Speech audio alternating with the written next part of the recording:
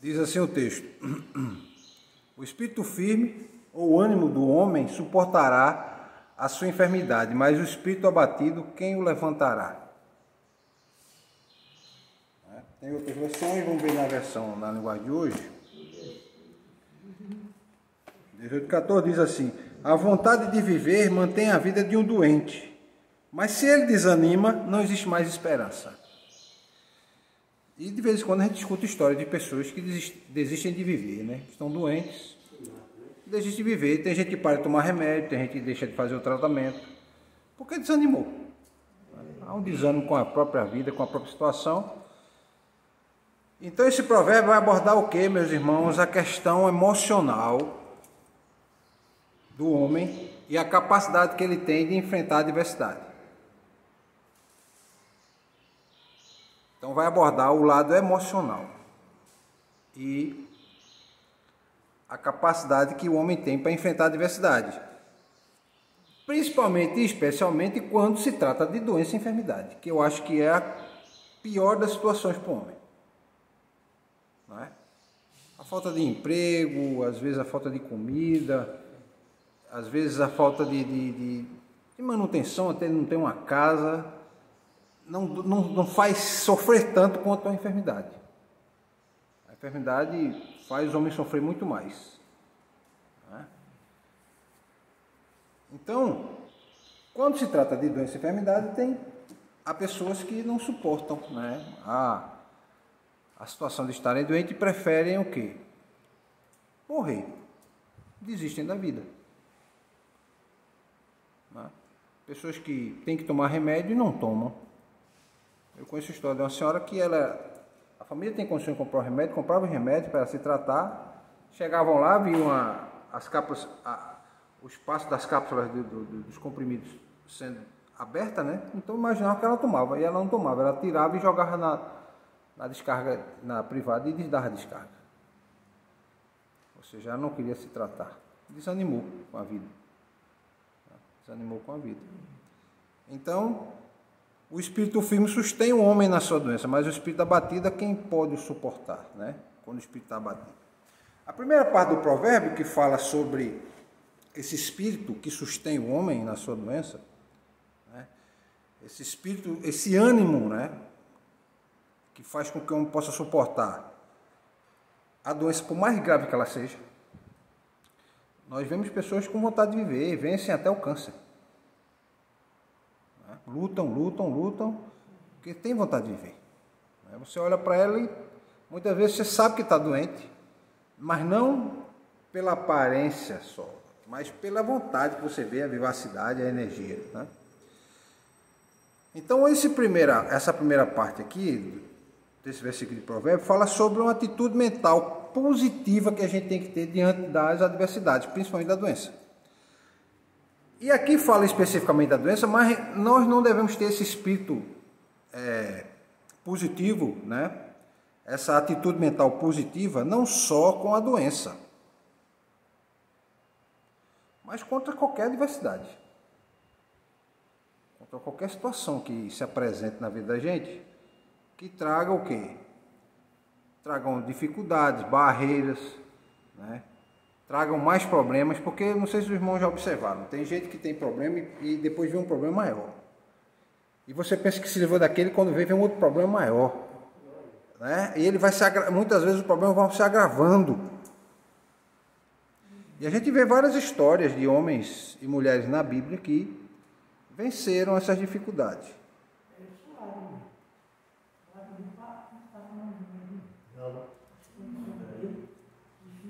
Ele parou de tomar remédio. Ele desanimou. É aquilo que diz aqui. É que o espírito abatido, quem pode suportar? Né? Então veja só. O espírito resiliente é aquele espírito de alguém que foi forjado em meio às dificuldades. Ele está agora tendo uma atitude mental que faz ele suportar as dificuldades. Tem pessoas que vão passando por dificuldade, né, por às vezes doença, às vezes perda na família, pelo luto, e ela vai se tornando mais fortalecida a esse tipo de problema. A perda, a doença. As pessoas vão tornando mais fortes. A gente tem até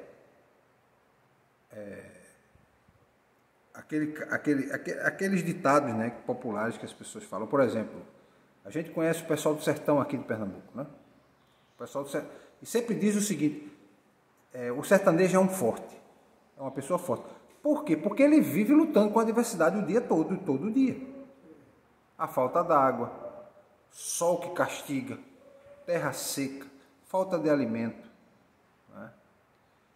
As dificuldades para obter um tratamento de saúde, muitas vezes pela distância onde ele vive, a própria natureza que luta contra ele também. Então diz que o sertanejo é um forte, por quê? Porque ele aprendeu a conviver com essa dificuldade. A gente pode pensar a mesma coisa do judeu, né, que vivia na época em Jerusalém também, naquela região de deserto. Tem áreas férteis? Tem, porque tem rios, tem água, mas tinha muito deserto ali. Tanto que Jesus foi para um deserto ali perto da Judéia e passou 40 dias. Elias, quando fugiu para um deserto.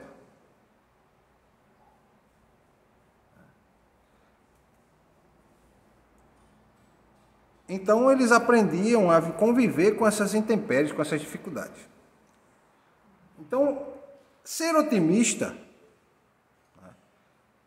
eleva a força interior. Eleva a sua força interior de querer viver, de querer suplantar a dificuldade, de querer vencer as batalhas que a vida impõe. Então,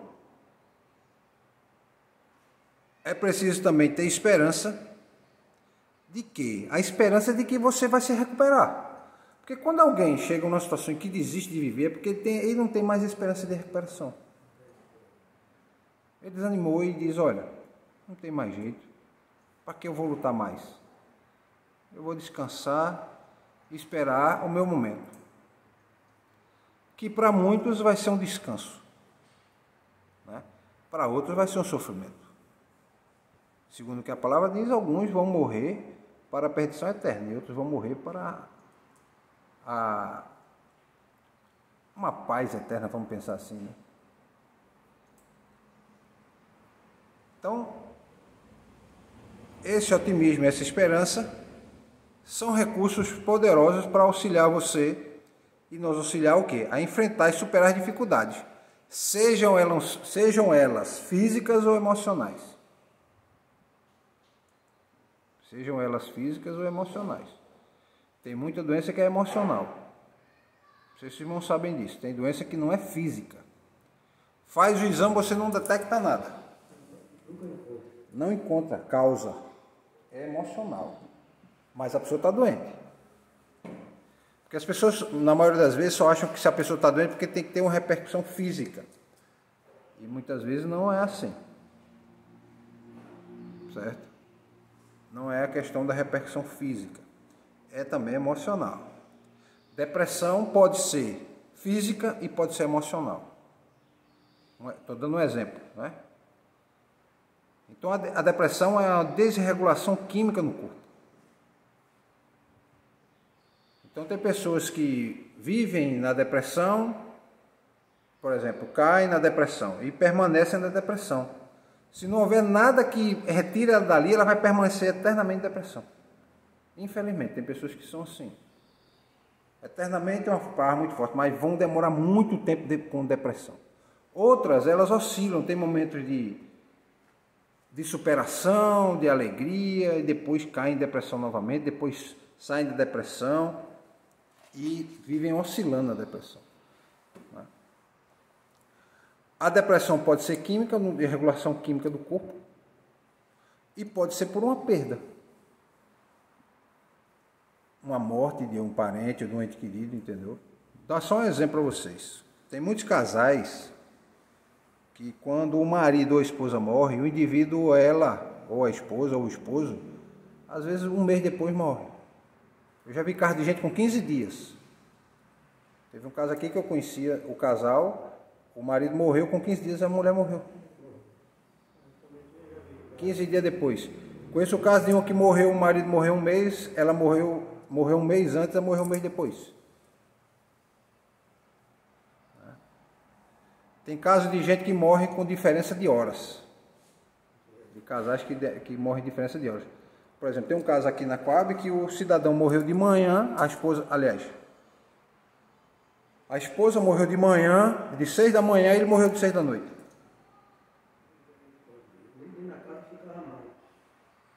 Ele morreu, mas era a casa do genro.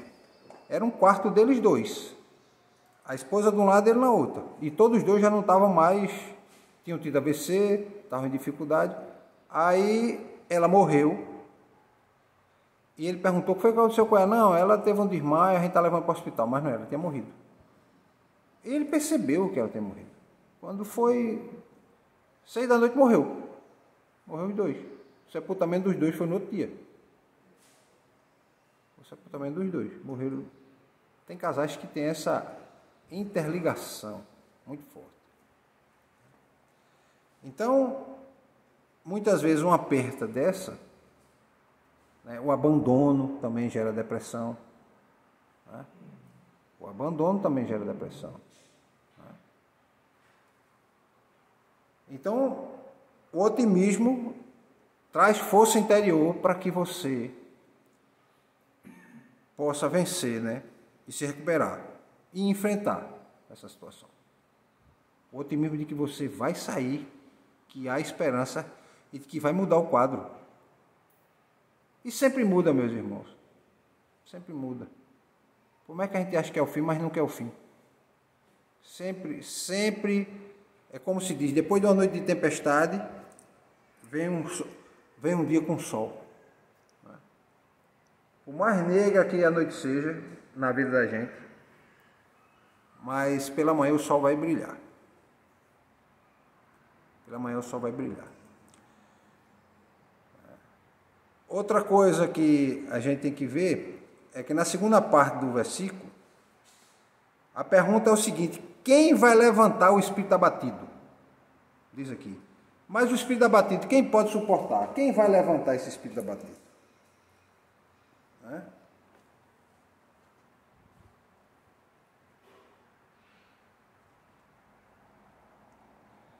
Diz aqui, mas se ele desanima, não existe mais esperança. Ou seja, quem vai elevar o ânimo de quem está abatido?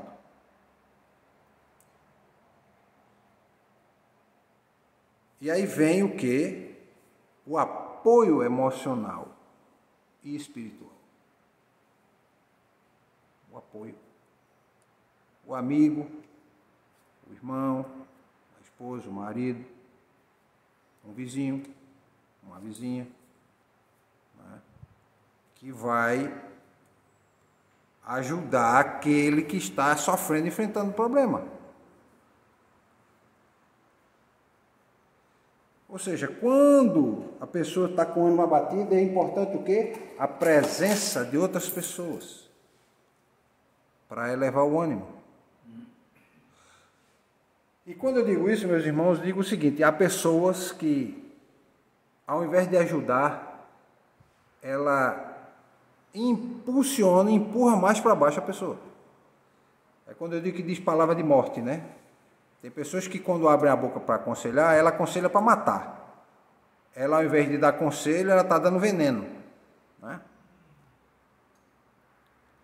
Lembram do caso de Jó? Os amigos de Jó que fizeram com ele? Jó, isso a culpa foi tua, Jó. Está passando por esse problema porque tu tem algum pecado escondido, não confessado. A culpa é tua. E tem gente que é assim, que ele diz assim: ah, tal coisa está acontecendo porque a culpa é de você. E muitas vezes você é vítima.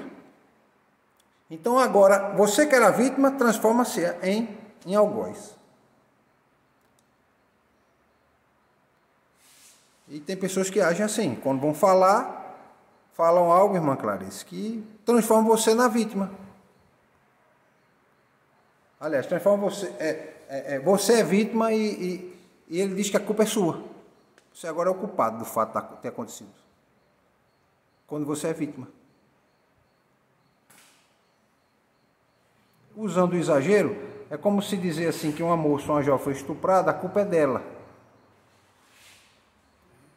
Né? Mais ou menos isso. Ah, você foi assaltada? Ah, a culpa foi sua. Quem mandou você andar com... Em alguns momentos dá uma imprudência, né? Mas outros não.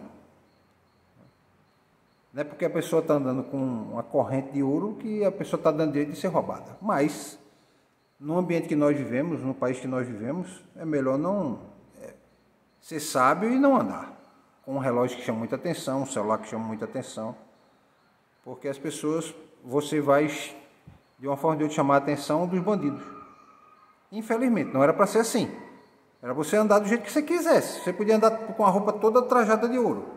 E ninguém mexer com você. É um direito seu, de poder viver em paz.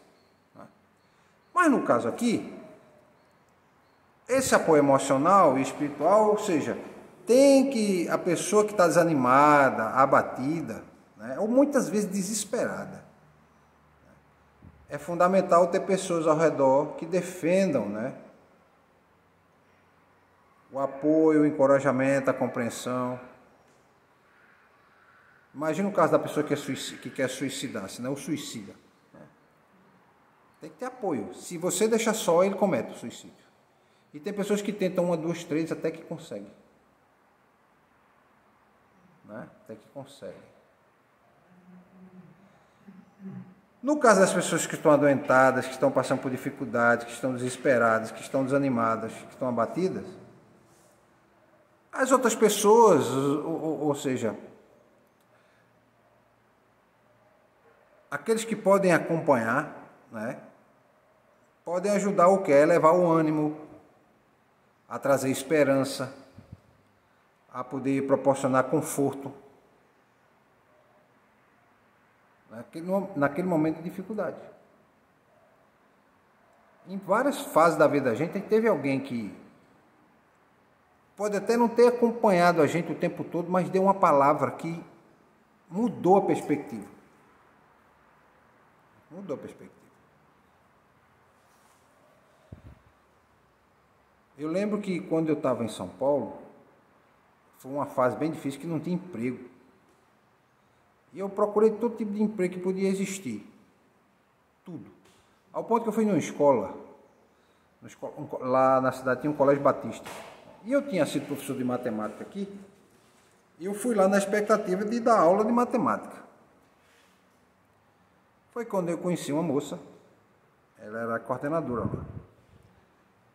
Aí ela disse, olha, mas só pode ser professor quem tem licenciatura. Hoje é assim, há uma legislação, só quem faz licenciatura é quem pode lecionar, né? Havia essa mudança na legislação e tal. Aí ela era crente, aí eu disse, não, eu estou passando dificuldade, porque eu estou procurando emprego, não encontro e tal. Ela disse, olha, Marco, você pensa o seguinte, pode ser que você esteja trilhando um caminho que Deus não queria que você trilhasse. E Deus vai afunilando cada vez mais. Vai chegar um ponto que você vai ver que há uma barreira tão grande e intransponível que você vai ter que voltar. E aí muitas vezes o caminho que Deus queria era o outro que você fizesse.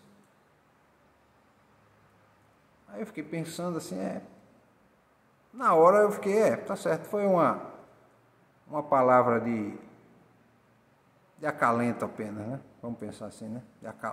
Para acalentar o coração da pessoa. Aí fazer você voltar e aí você vai depois conseguir algo melhor. Tá bom. Nessa brincadeira eu passei o quê? 9 meses procurando emprego e nada.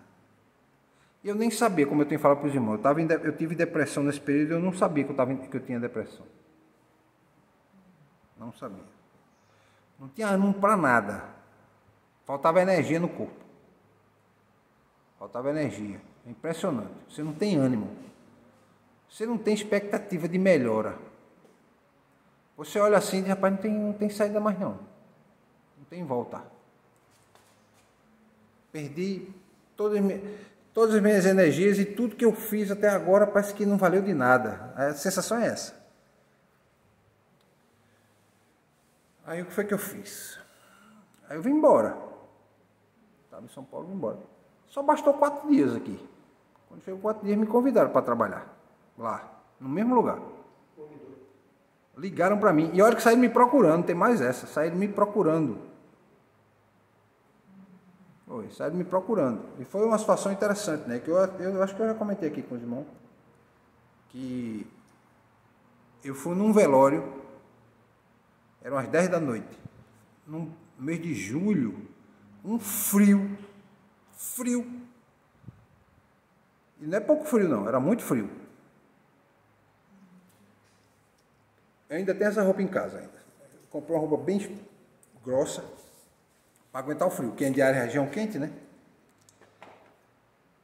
Aí resultado. Eu fui quando cheguei lá, fiquei.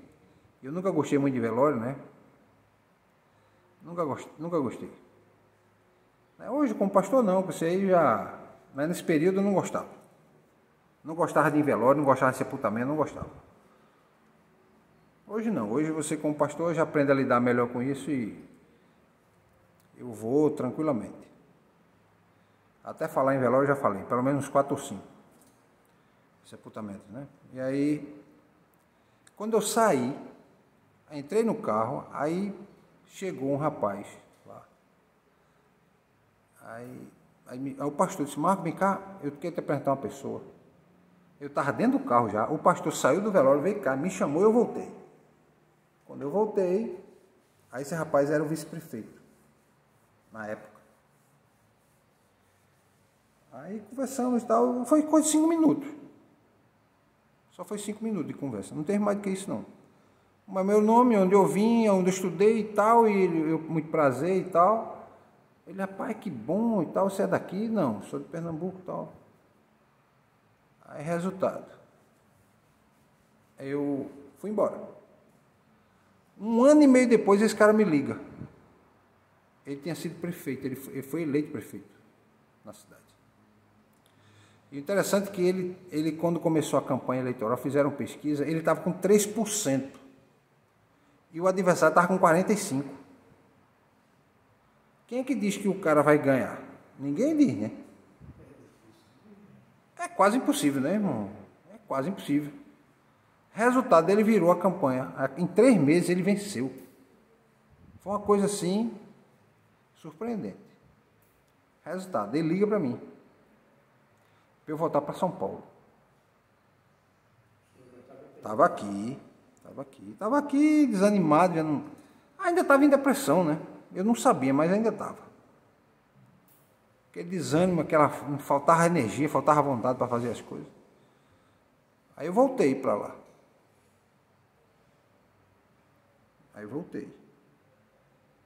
Voltei e comecei a trabalhar. O interessante é que no período em que eu assessorei ele lá, eu era secretário da Fazenda.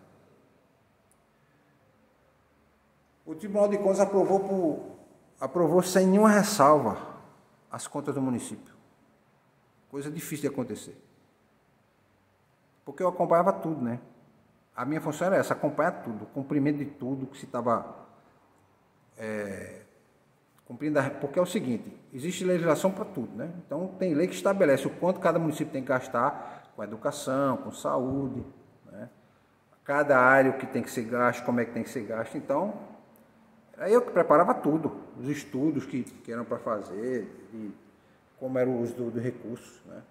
Convênio, as prestações de contas, a preparação de prestação de contas.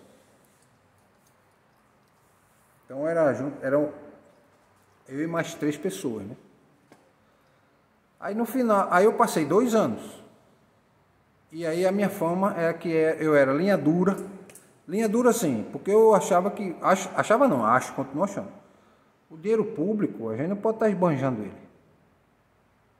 Porque o brasileiro é um povo sacrificado, né? É uma luta para sobreviver e pagar imposto. Aí vem alguém e esbanja, né? Porque está com um cargo público e tem liberdade muitas vezes para fazer isso.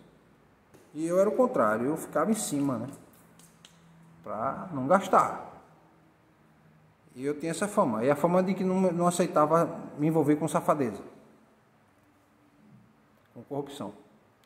Aí depois de 2 anos não deu certo, eu disse, olha, agora é a minha hora de ir embora. Mas foi um período que eu passei dificuldade. E aí você vê, eu passei aquele momento de dificuldade, aquilo que a moça tinha me falado aconteceu realmente. 10 meses depois. 10 meses depois. Mas vamos continuar. Só para mostrar esse exemplo, que muitas vezes uma palavra de alguma pessoa, né, pode ajudar a vencer esse momento de dificuldade. E a mensagem central desse provérbio é que nós temos que ter uma atitude mental positiva, tanto quanto ter apoio emocional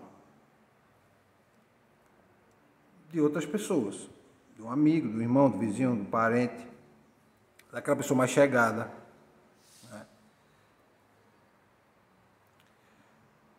Para enfrentar muitas vezes a enfermidade e a adversidade. Para enfrentar a adversidade e a enfermidade. Né? E o ânimo positivo, até a ciência já explica que a pessoa que tem um ânimo positivo, ela tem uma grande possibilidade de melhorar. Quem vê positivamente a vida. Né? É como quem sorri. A ciência diz que quem sorri mais, a tendência é viver mais. Né? Quem